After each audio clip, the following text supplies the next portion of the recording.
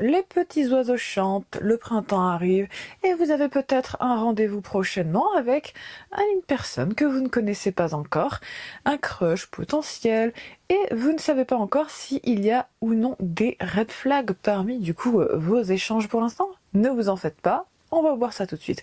Installez-vous confortablement, prenez un petit verre et amusez-vous et j'espère ne soyez pas trop désenchantés, on va dire. Bienvenue dans une vidéo où cette fois nous allons parler des red flags parce que c'est important, n'est-ce pas, d'être au courant de nombreux red flags qui peuvent nous entourer, notamment dans le cas de recherche de partenaires, n'est-ce pas? Nous ne sommes pas sans savoir que les red flags sont probablement plus nombreux que les personnes décentes et saines d'esprit. D'un autre côté, qu'est-ce qui est sain d'esprit? Bref, je me sens d'une humeur assez particulière, je vous avoue, parce que c'est la deuxième fois que je tourne cette vidéo et qu'il m'a fallu éjecter le travail que j'ai fait de montage non seulement, mais également de tournage de plus de 2 heures. Encore une fois, merci à Media Encoder de... Je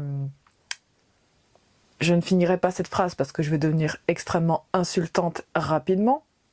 Et on va commencer extrêmement fort. Je vais essayer de faire que cette vidéo dure environ 20 minutes. Je vous avoue que vu mon état d'esprit, ça serait déjà extrêmement bien que je ne fasse pas brûler mon PC avec tout le matériel compris parce que effectivement ça m'a poussé à une certaine colère, n'est-ce pas? Du coup, effectivement, le premier red flag, parce que oui, on va commencer tout de suite, c'est tout simplement l'indécision. Le fait d'être face à quelqu'un d'indécis est en soi un red flag. Non pas parce que la personne est la pire personne du monde, pas du tout. Ce n'est pas parce que vous êtes indécis que vous êtes la pire personne du monde. Cependant, cela indique que la personne ou vous ne sont pas prêts à vous engager et à créer quelque chose. Parce que quand on ne sait pas ce que l'on veut, ça revient bien souvent à partir en forêt sans boussole, sans sens de l'orientation, sans carte, sans téléphone, sans absolument rien, pas même un tant soit peu de bon sens, ni même une bouteille d'eau pour survivre, par exemple. Donc effectivement, le fait de partir dans une espèce de petit pas de deux, n'est-ce pas, dans un date par exemple, avec quelqu'un qui ne sait pas ce qu'il ou elle veut, c'est une mauvaise idée, parce qu'en soi, vous ne saurez jamais où vous allez être en train d'aller. Et le problème avec ça, c'est que quand on ne sait pas où on va, qu'on ne sait pas ce que l'on veut, eh bien c'est le meilleur moyen de faire n'importe quoi. Dans certains cas extrêmement rares, on peut être finalement face à quelqu'un qui saura ce qu'il ou elle veut au final avec vous. Cependant, et dans la majeure partie du temps, hélas, quand on est dans de l'indécision, il vaut mieux prendre ce temps pour soi-même à part que d'essayer d'avoir des dates alors qu'on ne sait pas exactement ce qu'on cherche avec des personnes, parce que globalement, on fait perdre du temps aux autres et on se fait perdre du temps à soi-même. Donc effectivement, les personnes qui sont indécises, évitez-les. Non pas parce que ce sont des personnes mauvaises, mais parce que pour le coup, vous n'aurez pas de base stable avec, parce que vous ne saurez pas exactement où vous allez, ni même elles-mêmes. Donc effectivement, évitez les personnes indécises, ça vous évitera de perdre peut-être même plusieurs mois de date avec quelqu'un qui finalement au bout de 3 mois et après avoir passé la nuit avec vous, finalement vous dira qu'il ne sait ou elle ne sait pas du tout ce qu'elle veut. Donc globalement évitez ça, épargnez-vous ce genre de déconvenus, ça ne vous fera pas de mal, ça ne fera pas de mal aux autres. Et comme ça, tout le monde est gagnant et personne ne perd son temps. Ensuite, les personnes en retard constamment ou inconsistantes, c'est-à-dire que leurs actes et leurs paroles ne s'accordent pas, ces personnes-là, évitez-les. Dans le premier cas, celui des retards, eh bien la personne fait preuve d'irrespect envers vous, autant vous faire gagner du temps et ne pas perdre votre temps avec quelqu'un qui ne considère pas que votre temps est précieux, mais qu'apparemment, visiblement, son temps est plus précieux que le vôtre. Évitez de perdre du temps, ça vous fera pas de mal, et d'ailleurs vous pourrez faire même d'autres choses. Au lieu de poireauter comme des gros pigeons ou des grosses pigeonnes après quelqu'un qui n'en a rien à faire et globalement est très irrespectueux. Ensuite, dans le cas de l'inconsistance, eh bien la personne globalement, vous ne saurez jamais sur quel pied danser au final. Et effectivement, vous allez être dans des situations où la personne va dire quelque chose, fera quelque chose qui est totalement à l'inverse, ou fera quelque chose mais ne vous le dira pas. Il y a quand même tout un melting pot étrange et tout un imbroglio sans nom qui conduit souvent à l'anarchie et au bordel. Donc autant vous faire gagner du temps et ne pas du tout perdre du temps avec des personnes qui ne font pas ce qu'elles disent et ne disent pas ce qu'elles font. Parce que quand on est quelqu'un de bien, si par exemple vous cherchez quelqu'un, même en réalité, même pour un plan charnel, si une personne est inconsistante, en soi c'est déjà une mauvaise chose, parce que même si c'est juste pour quelque chose d'assez léger, même comme ça, il faut avoir un certain degré de responsabilité et de maturité, parce qu'il y a quand même toujours des risques quand on a des rapports avec quelqu'un. Et effectivement, est-ce que vous avez envie d'avoir des rapports avec quelqu'un d'inconsistant? Pas vraiment, parce que pour le coup, imaginez bien quelqu'un tombe enceinte, ça va être compliqué, effectivement, et bien de se dire qu'on va avoir un enfant avec ça. Il faut faire quand même attention à ce qu'on fait, même si tout le monde fait ce qu'il entend, j'entends bien, et c'est un état de fait, vous avez votre libre arbitre, ça c'est dit, mais effectivement faites attention à ne pas faire d'activités avec des personnes très irresponsables, parce que ça vous évitera beaucoup de déconvenus, de les éviter justement. Et donc les personnes inconsistantes, des gros red flags en puissance, parce que globalement vous ne pourrez pas compter sur eux, même ne serait-ce que pour un date, ou vous ne pourrez jamais vraiment savoir au final ce qui se passe réellement dans l'envers du décor. Ça sera toujours très foireux et ça vous fera également beaucoup de mal et perdre beaucoup de temps. Ensuite, et de manière très logique, les personnes violentes, les personnes irrespectueuses, que ce soit envers vous ou envers d'autres personnes, sont des gigantesques red flags. Normalement, je n'aurais pas besoin de vous le dire parce que c'est absolument obvious, mais je vais quand même le dire ici. Si une personne est insultante envers vous ou insultante envers quelqu'un d'autre devant vous, partez du principe où vous devez fuir cette personne comme la peste. Parce que oui, effectivement, ce type de personnes, je regroupe bien les deux, les irrespectueux et les violents, sont des personnes qui sont à éviter autant que possible. Si une personne essaye ne serait-ce que de lever la main sur vous, vous prenez vos affaires et vous sortez. Il n'y a pas de discussion, il n'y a pas de pleurs, il n'y a pas de supplication. Cette personne n'a pas sa place dans votre vie, c'est un état de fait. Une personne violente, sachez-le d'ailleurs, ne commence pas forcément par lever la main sur vous. Ça commence très souvent par des petites piques, des petites réflexions, des manières très irrespectueuses de commencer peut-être par des réflexions, mais ça commence à partir ensuite crescendo, parce que c'est un peu une histoire de grappiller un peu plus de terrain pour voir justement jusqu'où ces personnes peuvent aller sans que vous ne disiez rien. C'est vraiment une affaire de construction, parce que la maltraitance et la violence conjugale ne commencent pas par quelqu'un qui vous tabasse, mais commencent par quelqu'un qui va être irrespectueux soit envers d'autres personnes devant vous, ou va être irrespectueux de manière un petit peu sournoise envers vous, et au fur et à mesure ça va graduellement empirer, parce que c'est vraiment comme ça que ça fonctionne, c'est vraiment sur un système d'empirement, ça empire globalement, et au final ça ira jusqu'où ces personnes pourront aller, et non pas juste sur le fait que ah oui quand même ils ont des limites. Non, ils verront jusqu'où ils peuvent repousser vos limites et les dépasser très clairement. Ils ne s'arrêteront que là où ces personnes trouveront satisfaction, et certainement pas parce que non mais quand même il y a des limites pour pas aller trop loin. Non, ces personnes n'ont que très peu de limites la plupart du temps. Évitez-les, ça vous fera pas de mal, même bien au contraire. Donc si quelqu'un même est irrespectueux, ne serait-ce qu'au restaurant, au café, etc., envers les serveurs, partez du principe où eh bien, ce ne sera pas toujours les serveurs qui vont en prendre pour leur grade, ça sera vous par la suite. Et d'ailleurs, une personne qui est irrespectueuse envers les autres, et ce peu importe son statut, est quelqu'un qu'il vaut mieux éviter. Ensuite, toutes les personnes qui sont immatures, attentionnistes et égoïstes, globalement je les regroupe un petit peu tous ensemble, parce que c'est déjà, les immatures sont des personnes qui globalement se comportent comme des enfants. Personne ne veut sortir avec des personnes ayant un comportement d'enfant, n'est-ce pas?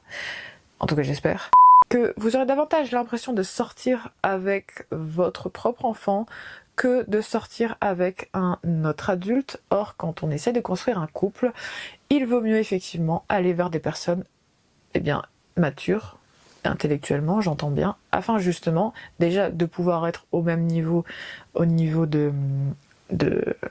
des aspirations dans la vie. C'est-à-dire par exemple, vous n'allez pas sortir avec quelqu'un qui a la maturité de quelqu'un de 16 ans ou de 20 ans, alors que vous avez envie de construire une famille. Il y a quelque chose de logique derrière. Il vaut mieux aller vers des personnes qui vont être plutôt posés et qui ne vont pas spécialement être dans un espèce d'esprit un peu trop insouciant. J'ai effectivement parlé la semaine dernière, notamment dans la vidéo de guérir son enfant intérieur, sur le fait que c'était une bonne chose d'avoir un côté d'émerveillement, de cette capacité d'émerveillement, mais aussi cette capacité d'être insouciant par moment, sauf que les personnes immatures sont insouciantes constamment. Le problème avec le fait d'être insouciant constamment, n'est-ce pas, c'est que forcément, quand les responsabilités arrivent, eh bien, il n'y a plus personne. Et le problème, c'est que quand on veut faire un couple, il vaut mieux être face à quelqu'un de mature et de responsable, parce que sinon, les bases pour construire une relation saine ne sont pas là. C'est un état de fait, on a besoin de bases solides pour construire quelque chose et avancer, et l'immaturité, l'égocentrisme ou l'attentionnisme n'en font pas partie, parce que également, dans l'attentionnisme et l'égoïsme, le problème c'est que tout va tourner autour de ces personnes-là, et globalement, vous allez passer votre temps, peut-être même 44 minutes consécutives, à les entendre déblatérer un monologue sur leur vie alors que vous n'aurez posé qu'une question, et qu'à l'inverse, quand ces personnes penseront à poser une question pour vous, eh bien ces personnes vous couperont, je ne sais pas, par exemple au bout de 30 secondes que vous avez commencé à répondre à la question, et repartiront pour 20 minutes de plus où ils feront un monologue sans discontinuer. Et je ne donne pas du tout un exemple qui a été totalement vécu. Si, ça a été vécu. Et effectivement, il vaut mieux éviter, parce que forcément, il y a quelque chose à savoir, c'est que quand on veut être en couple, c'est un duo, ce n'est pas juste un one-man show ou un one-woman show. On n'est pas ici pour qu'il y ait une seule personne au centre et que tous les autres s'oublient pour favoriser une seule. Et le problème avec les attentionnistes et les égocentriques, c'est que pour eux, ce qui a valorisé et ce qui est le plus important, c'est eux. Ce ne sera jamais vous. Ou alors ils vous donneront l'impression qu'effectivement ils se soucient de vous, mais c'est juste pour que vous restiez et qu'ils se rendent compte qu'en fait vous commencez à vous rendre compte qu'ils n'en ont rien à faire de vous. C'est davantage une histoire de manipulation plus que vraiment tenir à vous au final. Et quand on a envie d'une relation sérieuse, on n'accorde pas d'attention à ça. Une personne qui arrive en schlag à un rendez-vous, à mon sens, est un red flag. Premièrement, parce que, à moins que vous alliez en randonnée, vous alliez chiner dans une brocante, que vous alliez en forêt, que vous sachiez globalement que vous allez probablement vous salir, eh bien, s'habiller en schlag, ça ne se fait pas hors des catégories que je viens de citer en termes de sortie. Parce que normalement, quand on a envie de plaire à l'autre et de se plaire aussi à soi-même, on fait un effort de présentation. On vient pas non plus en costume 3 pièces et en robe sur mesure, etc. Mais on vient quand même on flic parce qu'on a envie de se plaire à soi-même, mais on a aussi envie d'être avantagé et d'être à son maximum globalement pour plaire à l'autre. Or, quand quelqu'un vient en schlag, c'est que cette personne n'en a rien à faire. Parce que justement, elle n'a pas fait d'effort au niveau de sa tenue. Or, quand on veut plaire à l'autre et que pour nous, on considère que c'est important ce rendez-vous, on fait un minimum d'effort pour arriver, ne serait-ce que même habillé simplement, mais proprement, et plutôt à son avantage et pas juste à l'arrache. D'ailleurs, les personnes qui vous disent comment vous habiller sont également des red flags parce que, en général, quand on rencontre quelqu'un, on se rend bien compte au final de comment cette personne s'habille. Or, si une personne essaye de vous changer sous prétexte que oui, mais tu serais mieux comme c'est comme ça, non, parce que globalement, quand on rencontre quelqu'un, le but c'est pas ensuite de modeler la personne et de la pimper globalement, notamment si vous avez connu l'émission Pimp My Ride qui était sur MTV, eh bien vous savez que globalement, quand on rencontre quelqu'un, si on n'aime pas déjà la manière dont cette personne s'habille ou qu'on a envie de l'influencer, c'est qu'au final on n'est pas vraiment là pour connaître la personne, mais davantage pour la modeler à nos souhaits. Or, quand on veut être avec quelqu'un, c'est pour ce que la personne elle est déjà, et non pas juste pour le fait d'avoir des options pour réussir à la modifier. On n'est pas là pour ça. Si une personne ne nous plaît pas, on passe notre chemin et puis voilà, à un moment, il faut vivre extrêmement logiquement et il n'y a pas besoin de se compliquer la vie à essayer de sortir avec des personnes qui ont par exemple un style qui ne nous plaît pas. Ça ne nous plaît pas, on s'en va. Extrêmement simple ici. Les personnes ensuite qui sont constamment sur leur téléphone. Attention. Si cette personne travaille sur les réseaux, community management, direction artistique, tout ce qui va être content creator, c'est-à-dire les créateurs de contenu, tout ce qui va vraiment travailler sur les réseaux et qui a besoin, par exemple dans les chargés de communication ou chargés de presse, d'être constamment sur les réseaux pour voir ce qui se passe parce que ça fait partie du travail, ça c'est normal.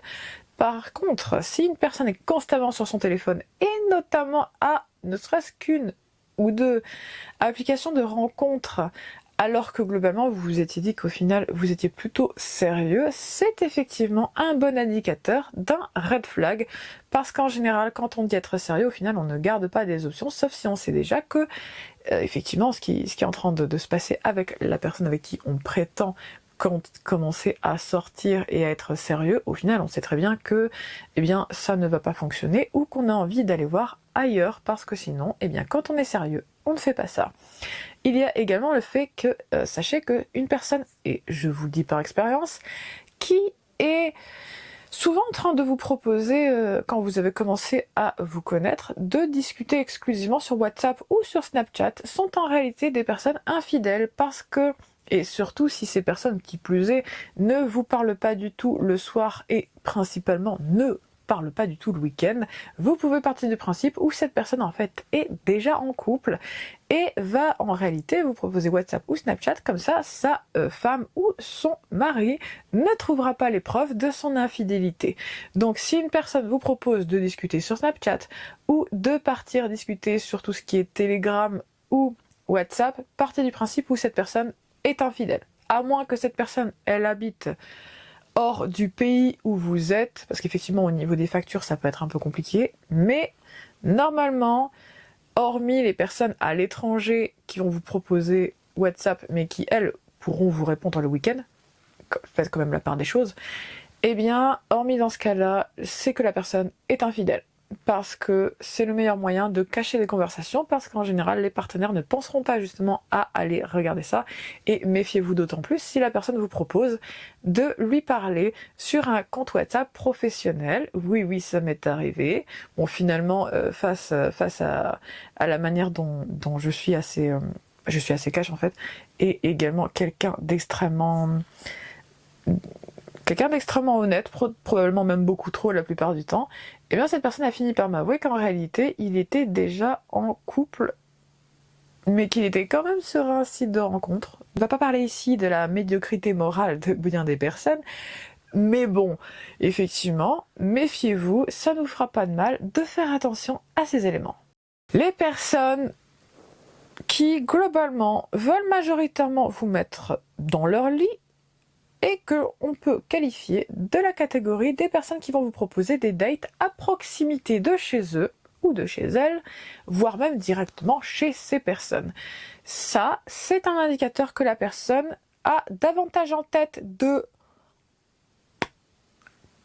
de réellement vous connaître. Parce qu'une personne qui a vraiment envie d'un date avec vous, de vraiment vous connaître, va vous proposer un rendez-vous, non pas du tout à côté de chez elle ou de chez lui, mais va vous proposer un rendez-vous dans un endroit qu'ils affectionnent particulièrement et qui n'est pas spécialement à proximité de chez eux. En général, ça va être un restaurant qu'ils aiment bien, ça va être un café qu'ils aiment bien, ça va être un cinéma, etc. Et ça ne va pas être, comme par hasard, un lieu à proximité de chez eux. Ça, c'est clairement un appel du pied. On n'enfonce même plus des portes ouvertes. À ce niveau-là, il n'y avait même pas de porte. Ce ne sont pas des personnes qui sont sérieuses et qui ont vraiment envie de vous connaître, ce sont des personnes qui ont envie de vous connaître. Et pas spécialement habillées. Le but pour eux, ça sera de vous mettre dans leur lit le plus vite possible, parce que c'est globalement pour ça qu'ils font en sorte que les rendez-vous aient lieu à proximité de chez eux, parce que comme ça c'est plus rapide du coup pour vous ramener, et vous avez moins de chances de tergiverser sur le chemin et de vous dire que finalement c'était une mauvaise idée d'aller avec eux. Il y a aussi un petit peu de ça derrière. Donc effectivement, faites attention, les personnes qui vous proposent ce genre de date n'ont qu'une idée en tête, et ce n'est certainement pas d'apprendre vos espoirs, vos rêves, et ce que vous avez envie de faire prochainement dans votre vie, mais davantage ce que vous avez envie de faire dans leur lit. À noter également, et probablement là où on va terminer, les personnes ayant un discours problématique, les personnes qui sont très intolérantes, les injustes, les personnes qui font ce qu'on appelle du nagging. Qu'est-ce que le nagging, me direz-vous? Eh bien c'est tout simplement le fait de rabaisser quelqu'un pour un petit peu l'humilier, mais pour faire en sorte de la pousser à l'humilité afin justement de la manipuler et de la pousser à accepter globalement des choses que cette personne n'accepterait pas, bien entendu. Par exemple, de lui proposer des plans pas forcément extrêmement sérieux, ou alors pour faire en sorte qu'elle revoie à la baisse ses standards. Comme ça, elle peut accepter la personne qui lui a fait du nagging et va du coup accepter beaucoup plus de comportements qui probablement vont être même très questionnables. Et de cette manière, du coup, généralement ça marche sur les personnes qui sont plutôt influençables et qui ont également un petit problème de confiance en soi, parce que globalement quand on a confiance en soi-même, le nagging ça ne fonctionne pas, on le voit de loin et non, on n'est pas trop sensible à ça. Mais du coup effectivement faites attention, parce qu'une personne qui vous insulte même de manière sournoise n'est pas quelqu'un de bien, n'est même pas quelqu'un de bon pour vous non plus. Vous allez perdre votre temps et peut-être même finir en thérapie. Donc là je vous fais économiser plusieurs milliers peut-être d'euros que vous auriez dépensé chez un psychothérapeute en à peine moins de 20 minutes. Faites très attention. Également les personnes qui sont méchantes avec les animaux, faites attention à ça. En général c'est un extrêmement bon red flag, ça justement. Parce que une personne qui n'aime pas les animaux, c'est une personne qui globalement est une personne dont vous devriez vous méfier, parce que quand on n'aime pas quelque chose d'aussi pur que des animaux, c'est qu'il y a forcément un problème à l'intérieur de cette personne. Parce que non, c'est pas normal en fait de ne pas apprécier les animaux, parce que nous-mêmes on fait partie de la catégorie du règne animal, c'est un état de fait. Donc effectivement, quand on commence à ne pas aimer les autres animaux, c'est quelque chose d'anormal. C'est quelque chose qui d'ailleurs est un trait commun chez les serial killers. Oui, tout à fait. Donc effectivement, faites attention et ne vous laissez pas avoir parce que oui, mais cette personne elle est plaisante, cette personne elle est ceci, cette personne elle est cela. Non, vous vous faites pas avoir. Après, vous ferez comme vous entendez, bien entendu. Vous possédez votre libre arbitre total et plein. Et ici, je vous donne des conseils par rapport à des red flags que j'ai pu observer moi-même. Après, il y en a vraiment beaucoup d'autres. Mais effectivement, la vidéo, elle va durer plusieurs heures si au final je cite absolument tous les red flags qui existent et que j'ai pu réussir à trouver. Mais du coup là je vous fais un format un peu plus court, après vous ferez comme vous l'entendez, là je vous donne des conseils, maintenant vous avez les clés, vous en faites ce que vous voulez. Personne ne pourra après vous dire quoi faire, c'est un état de fait, mais je préfère vous dire les choses comme ça, au moins vous êtes prévenus et vous ne tombez pas dans des pièges sempiternels avec des disquettes toutes plus foireuses les unes que les autres, ou des red flags qui au final, on se dit oui mais quand même la personne, finalement elle est peut-être gentille au final, c'est pas le sujet si elle est gentille ou pas, nous sommes tous capables du meilleur comme du pire. Mais certaines personnes sont capables d'être des gens extrêmement bien, mais en même temps d'être d'affreux monstres quand on en vient à parler de relations. Donc effectivement, il vaut mieux que vous soyez prévenus plutôt qu'au final vous disiez « Ah non, je m'en étais pas rendu compte. » Si. Partez du principe où je suis un peu comme votre amie, votre sœur, votre tante ultra cool qui va vous dire les choses peut-être un petit peu trop cash parfois, mais c'est davantage pour vous aider que pour vous désespérer face au marché des rencontres, notamment. C'est parce que justement je ne suis pas ici pour enrober de sucre absolument tout et faire en sorte que de garder les personnes dans une sphère de rêve, d'une sphère d'illusion. Là je suis en train de vous prévenir sur certaines choses, maintenant vous ferez comme vous entendez. Après, chacun voit midi à sa porte et je ne peux pas faire à votre place des choix. Et c'est normal parce que vous avez votre libre arbitre, tout comme j'ai le mien. Et sur ces mots, je vais vous dire à la semaine prochaine à 17h17 comme d'habitude. J'espère que vous avez passé un excellent moment avec moi. Si vous n'êtes pas encore abonné, je vous invite à le faire dès à présent. N'oubliez pas de liker si le contenu vous plaît et de commenter par exemple sur quel red flag le plus marquant mais en même temps le plus amusant vous avez pu croiser au cours de vos rencontres amoureuses. Ça pourra être intéressant, ça nous apprend quelque chose et en même temps ça peut être amusant parce que à défaut de vous avoir plu à ce moment-là, au moins on pourra tous rire de nos expériences les uns les autres et c'est toujours intéressant de le faire. Du coup, je vais vous dire à la semaine prochaine et sur ces mots, à bientôt.